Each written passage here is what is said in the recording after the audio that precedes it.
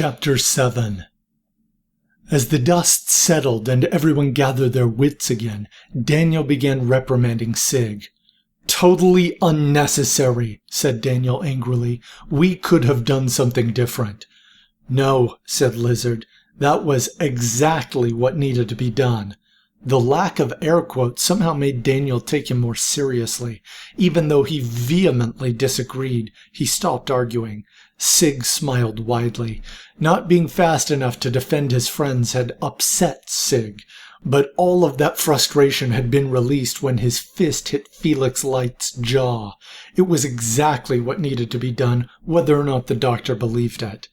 "Well, at least you learned what your divine key does," said Lucas to Jennifer excitedly. "Actually, I have no idea what it did," said Jennifer apathetically. "You mean you weren't teleporting to keep up with him?" asked Lucas, surprised. "Teleporting? No," said Jennifer. "I thought the key of origins was supposed to tell you how her key was working, Lucas," said Kirana. "It hasn't," replied Lucas, who was still trying to figure out what Jennifer did. "Then what does it tell you?" asked Kirana. "Only what it wants," said Lucas. "Or more like what it thinks I need to know." "Like with Epsilon 41, said Victor in an understanding tone. "Yes," said Lucas. "Or where to find the Heaven's Breath key for Daniel," said Sig. "Does that mean it's hiding things from us?" asked Jonathan. "I don't think so," replied Lucas. "It's just helping us with one thing at a time." "The thing that is most important," said Sig. "Then I guess knowing what my key does isn't important," said Jennifer indifferently. "Wait," said Lucas, "you don't even care?" "Not as much as I care about sleep," said Jennifer. "I'm exhausted." "Now that is a good idea," said Lizard with air quotes. They had both exerted a lot of effort in their fights with Felix. Lucas stared at Jennifer in disbelief. He wondered how she could not even care about what her key did. "So Lucas," said Sig with a smile, "where to next?" "I don't want to go somewhere cold," said Kirana. I finally started to warm up again. "Well, you'll be happy," said Lucas. "We're going to the hot zone." "That's not so bad, right, Kirana?" asked Jonathan. She frowned. "I don't want to go there either," she said. "What key are we looking for?" asked Sig. "The key of souls," said Lucas. "That doesn't sound like something humans should have," said Lizard. "Maybe that's why it's in the hot zone," said Lucas. To play it safe, they made the exhausting trip out of the dark crevice to the scarred earth above.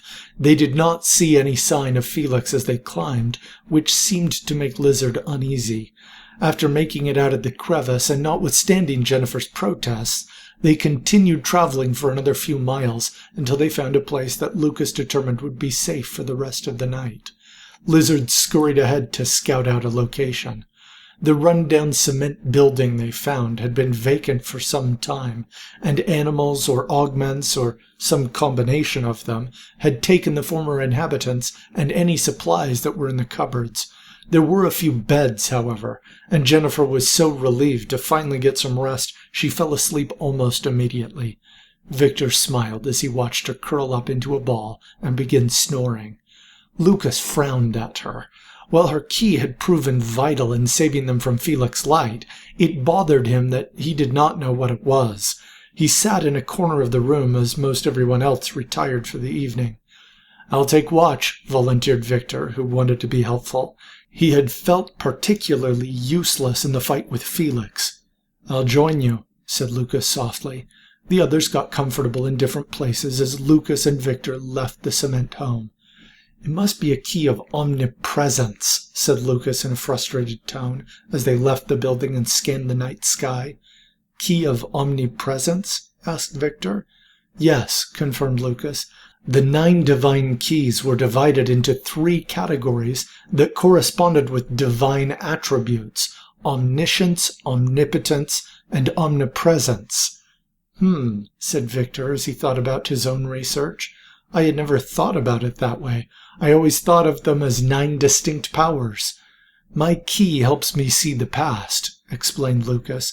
"It shows me how things were, and how that leads me to what to do about the present." "I guess that's why they called it the Key of Origins," said Victor. The other keys of omniscience are the key of perception, which has the power to see through illusions, and the key of prophecy, which can predict what will happen, explained Lucas.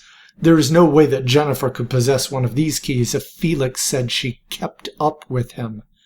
That also rules out the famous keys, said Victor.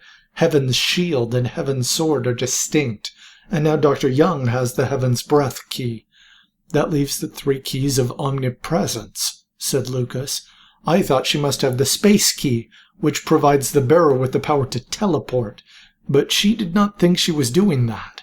The soul key provides its bearer with the power to read minds, but that's the key after which we are pursuing now. So what's left? Asked Victor. The suspense made him anxious. The time key, replied Lucas. But that doesn't make sense either. It is supposed to allow the bearer to travel through time, not to move quickly. Travel through time, said Victor as he rubbed the stubble on his chin. That might explain her clothing. Yes, I had thought of that, said Lucas. It would be so much easier if I could truly unlock the power of the Key of Origins. That's what's frustrating me. It is as if it does not fully trust me except with that which I need most. I'm sure it will become clear as we go along, said Victor. The sympathy in his voice was genuine, and Lucas was grateful that he had come with them. I hope so, said Lucas with a smile. Hours passed as they looked around. After some time, small raindrops began to fall. Lucas and Victor exchanged worried looks. In minutes, the few occasional drops had become a torrential downpour. The dusty earth quickly transformed into a thick, soft mud that splashed as heavy droplets crashed into it. "Let's keep the guns dry," shouted Lucas. Victor nodded and handed him his firearm. Lucas rushed for the door. Before he could reach it, it opened and Jonathan emerged. Victor could not hear them over the sound of the storm, but he quickly understood that Jonathan was volunteering to take Lucas's place at watch. Lucas went in and Jonathan rushed out toward Victor. "How's watch so far?" shouted Jonathan. "Uneventful," shouted Victor. "Just as well," shouted Jonathan. "I'm not anxious to meet Felix again." The two of them sat in the rain, which lasted for another 10 minutes before relenting to a slow drizzle and then disappearing entirely. Jonathan shook the water off of his coat. "So, Jonathan," said Victor, "how long have you been doing this?" "You mean running around hunting keys?" asked Jonathan.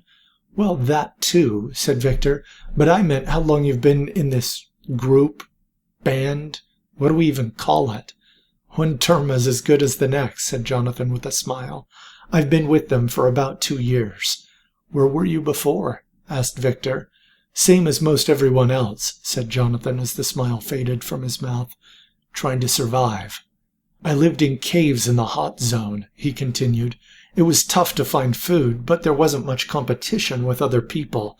The augment's equipment overheats too quickly in the hot zone for them to have bothered me. And I really didn't run into many demon worshippers. For the most part, they prefer to live in darkness." Victor nodded in acknowledgement. While Felix had shown a special dislike of the light, he realized that most demon worshippers love to wear cloaks and hide themselves. "Well, even though I was mostly alone, I did have one friend who I relied on completely," he said. "Her name was Sam. She was a red-tailed hawk." "You had a hawk?" asked Victor. He was impressed. "Yeah, I found her injured when I was young and helped feed her," explained Jonathan. "She returned the favor when she was healthy by catching rabbits or rattlesnakes." "Rattlesnakes?" asked Victor with a disgusted expression on his face. "Yeah," said Jonathan, "not exactly a cheeseburger." "Still, if you weren't bothered by anyone, why did you leave?" asked Victor. "One night Sam and I were hunting," explained Jonathan as tears welled up in his eyes, "and there was a gunshot. Sam came crashing down. I flipped out, and even though I should have hidden myself, I ran out to find her, screaming her name. A group of men in red cloaks with guns quickly surrounded me and pointed their weapons at me. They were demon worshippers, and they had killed Sam for their own twisted pleasure. They of course wanted to let me know that they were in charge, and they beat me, demanding to know why I was there and if I was alone. And you just laid there and let them beat you? Asked Victor in horror. I didn't know what to do, said Jonathan. I had very little experience dealing with other people, let alone demon worshippers. These demon worshippers did not have any keys. They just thought that by trying to worship demons, they would be granted the same power as the destroyer. They dragged me to a camel and hauled me away. After traveling for some time, I made the mistake of asking them why they were doing what they were. They beat me again, and then they told me. They talked about human sacrifice, and how the destroyer had used the power of human sacrifice to gain incredible power. I was still angry at them for killing Sam, so I mouthed off to them. I shouted that killing didn't give them power. They beat me some more, and then they took me to an oasis. So you at least got rest? Asked Victor sympathetically. I didn't have to keep walking, said Jonathan, but I wouldn't call my time there restful. At any rate, we came to a place that was once a great forest, but had been dried up in the hot zone. At about that point, I started hallucinating. I could see Sam circling above in the air sometimes, but then she would disappear. At the time, it felt like torture to have her appear and then be taken away again and again. That's awful, said Victor sincerely. They beat me some more to keep me quiet, continued Jonathan. Finally, we came to a shrine where we met up with other demon worshippers. They started arguing that I was not a good enough sacrifice, but finally agreed that they would kill me anyway. I had given up, and I was even looking forward to death. They dragged me inside a room with an altar and a large window. I looked through the window at the moons as they prepared their knives to kill me. The moons seemed to twist around into a hawk. I called out to Sam, even though I knew I would be beat.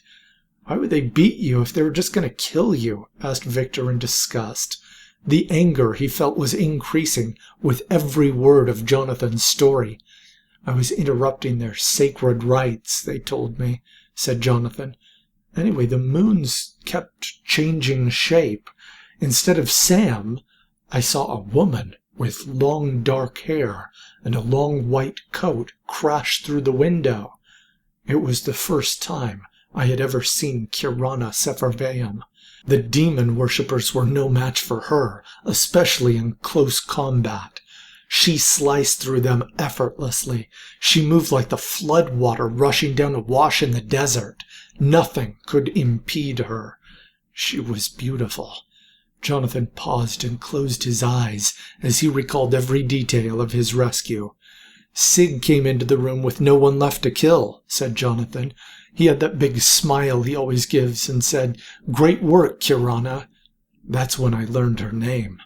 Finally she looked at me. I was dehydrated and pretty beat up, but I remember when she first looked at me. She may look like she doesn't care about anyone or anything, but when she first looked at me, I could feel her concern and sympathy so strongly. She called for Dr. Young to treat me. I blacked out for a while after that. No wonder you feel that way about her, said Victor. Jonathan blushed and looked at the ground. She's too good for me, he said, but I can't help myself. I can't help how I feel. I don't believe that love is a matter of one person being better than another, said Victor. That may be, said Jonathan, but there is something about her that she guards carefully, some burden or some secret that she wants to carry alone. Maybe I am not strong enough to help her with that, so I will keep helping her any way I can. You're a good man, Jonathan Knight, said Victor with a sincere smile. Suddenly Lizard appeared next to them, startling them both. Lizard, said Victor in surprise. Good morning. Is it? Asked Lizard in a low voice. He was dressed in a large cloak with a hood that covered all but his face. Jonathan gave Lizard a look of concern. Are you all right, Lizard? Asked Jonathan. Why wouldn't I be? Barked Lizard angrily. Oh, except Felix Light is probably chasing us again. You think he's already recovered? Asked Victor. You don't know him as I do, said Lizard in a low voice. Well, I'm sure we'll get another shot, said Victor, trying to sound reassuring. I hope so, said Lizard. I'm sick of being chased. They never leave me alone. "Are you sure there isn't something else bothering you?" asked Jonathan. "What's your problem?" snapped Lizard. Jonathan lowered his head apologetically. "Nothing," he said at last. "I must be tired." "Well, I'm hungry," said Lizard. Victor smiled. "I bet we can find some birds in the corners of these buildings," he said as he got out his rifle. "Great," said Lizard as he scurried away. Victor rushed after him. Jonathan stayed put and looked toward Lizard with a frown. "The Lizard I know uses air quotes," said Jonathan to himself. It was not long before everyone was awake and birds were cooking over a small fire. Jennifer seemed depressed about the meal, but everyone else welcomed food. Even Daniel sunk his teeth into one, biting off large chunks of meat. Not long after eating, they began walking. Chunks of asphalt and broken concrete were scattered everywhere, but the greatest concentration of them trailed toward the hot zone. This was called a hot road, and was one of many in different places that connected the temperate zone to old places that were not hospitable since the destroyer's attack. At the borders of the cold zone there were only a few hours of sunlight each day. The hot zone was the opposite, with only a few hours of night. It was rumored that there were places far enough in the hot zone where it was constantly daytime and that the sun burned so hot that rocks became soft.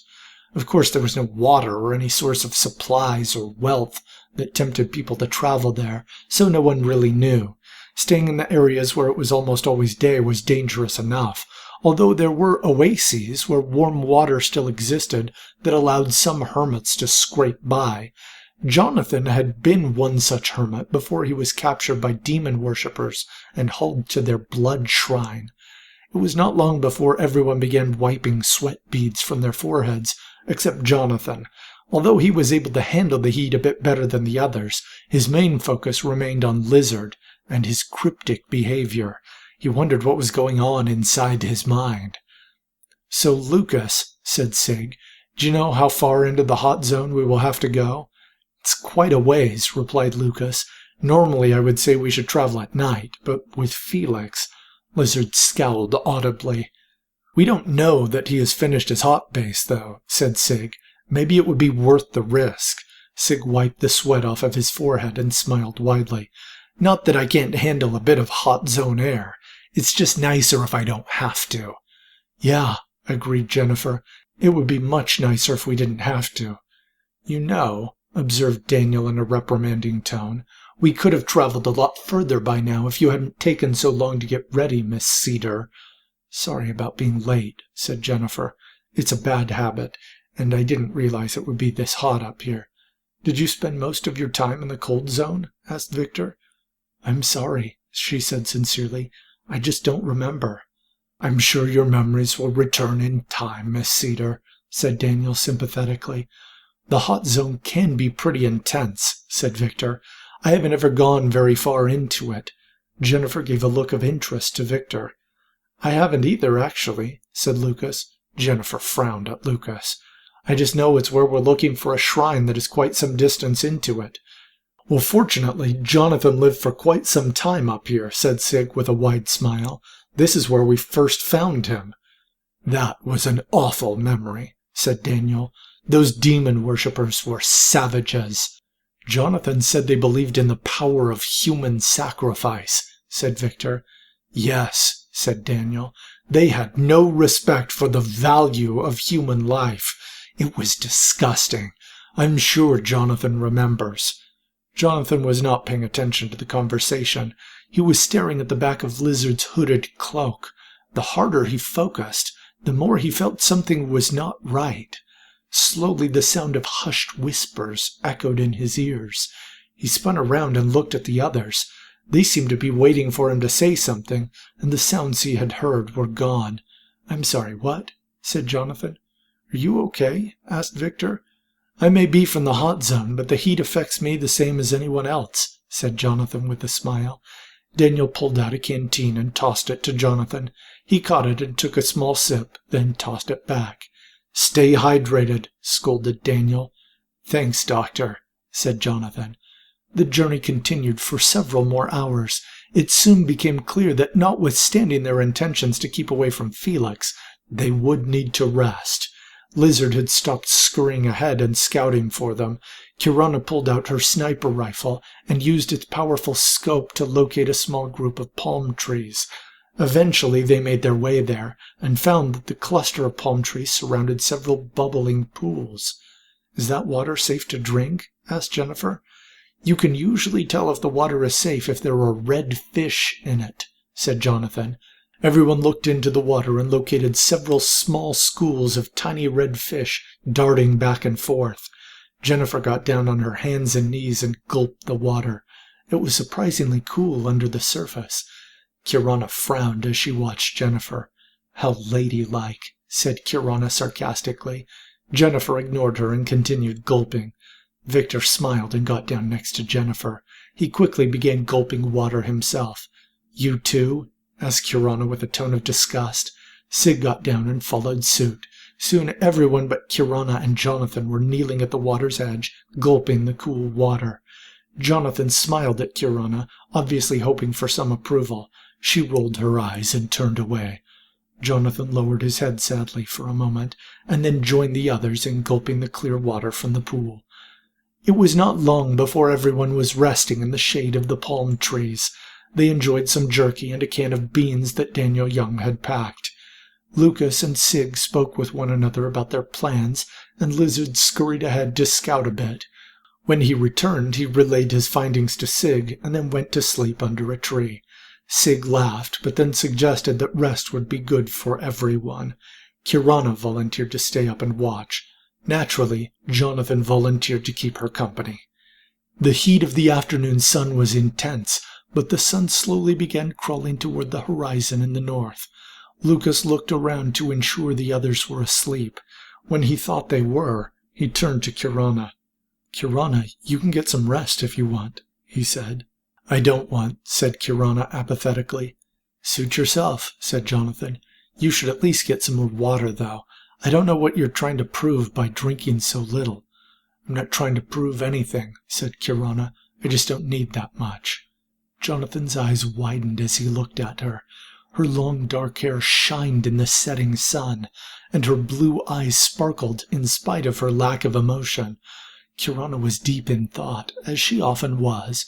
Jonathan sometimes wished he knew what she was thinking, but had decided that she might secretly loathe him, and that it was perhaps better that she kept her thoughts to herself. Her apathy was better than loathing, he had concluded. He knew that he should not try to stare at her so long, but she was so beautiful he could not help himself. Suddenly she turned and looked at him in the eyes. It was not the typical apathetic look to which he had become accustomed. This time it was as if she was really searching for an answer. He looked away in shame, wondering if he had made her feel uncomfortable. "Jonathan, can I ask you something?" asked Kirana in a low voice. Jonathan cleared his throat. Of course," he stammered. "That hawk that followed you," she said slowly, obviously trying to choose her words carefully. "Sam, was it?" Jonathan nodded. "How did you get her to follow you?" The question came like a sucker punch to Jonathan. It seemed to have come from nowhere, and it left him stunned. After a few moments he finally focused his memory on his hawk. He remembered her soft brown wings, and the dark red tail that he could see in the sky, her sharp beak and powerful talons, which, while dangerous to small rodents and snakes, had only ever helped him, and brought a flood of emotions back to Jonathan. It had been so easy for him to relay to others the story of his hawk, and how he had found her injured and nursed her back to health. She had been so loyal to him, and they had helped each other survive. Kirana, however, had never asked about his hawk. Adding to his confusion, if she recalled the hawk's name, surely she heard him describe his care for the hawk in its injured state. He wondered what more she might be seeking, or why she was asking questions to which she already knew the answer. "I mean," he started, "I guess it's what you'd expect. I offered her food and water, and I only spoke kindly to her. Why are you asking?" Kirana looked down and remained silent for a few moments. "I don't know," she said at last. Never mind. Kirana stood up and walked to the pool of water. She got down on her hands and knees and began gulping the cool water. Jonathan stared with wide eyes. This had been the very practice she had condemned earlier. After a moment she turned back to Jonathan. "Don't tell anyone," she said. He laughed softly. "Your secret is safe," he replied with a smile. She took another long gulp and then returned to her place where she had kept watch. "Kirana," said Jonathan, "why do you try so hard to be tough? It's okay to be human." Kirana furrowed her brow and glared at Jonathan. He straightened his back, fighting the feeling of regret that welled up inside of him for daring to question Kirana. "You know the answer to that," said Kirana. "The tough survive. That's why we train with our swords. That's why we fight our enemies." "That may be true," countered Jonathan. The confidence in his voice surprised even himself. "But since the first time I saw you in this hot zone, since you first saved me from those demon worshippers, you have never once asked me about anything personal." Kirana looked away uncomfortably. "Lucas might be able to guess the reason, but I'm not smart like him," said Jonathan. "Why did you ask me about Sam?" Kirana slowly turned back to face Jonathan. He had never pressed her for anything. She had appreciated his stay-out-of-the-way attitude and realized she had probably even exploited it. She knew how he felt about her, but she was determined never to let her emotions get the better of her ever again. At last she answered. "Let's just say I know what it's like to lose someone for whom you care," she said. "I knew someone who was as persistent and stubborn as the hawks I see circle around in the desert skies for hours. I tried to get him to listen to me, but he didn't." Jonathan nodded and looked down. He was not satisfied with her answer, but he was unwilling to press her any further. "You are strong, Kirana," he said. "You don't need to act tough like you do to prove it." "Shut up," said Kirana. She got up and walked away. Jonathan lowered his head in frustration. "Stupid, stupid, stupid," he whispered to himself. "What was I thinking? You don't have to prove it." "Get some sleep," barked Kirana. Jonathan got down on the ground and turned away from Kirana in shame. In a few minutes, exhaustion took hold, and he fell asleep. When she was sure that he was asleep, Kirana looked back over her shoulder at Jonathan, and in spite of herself, she smiled. As soon as she turned around, a shadowy figure leapt in front of her and hit her on the head, knocking her out cold.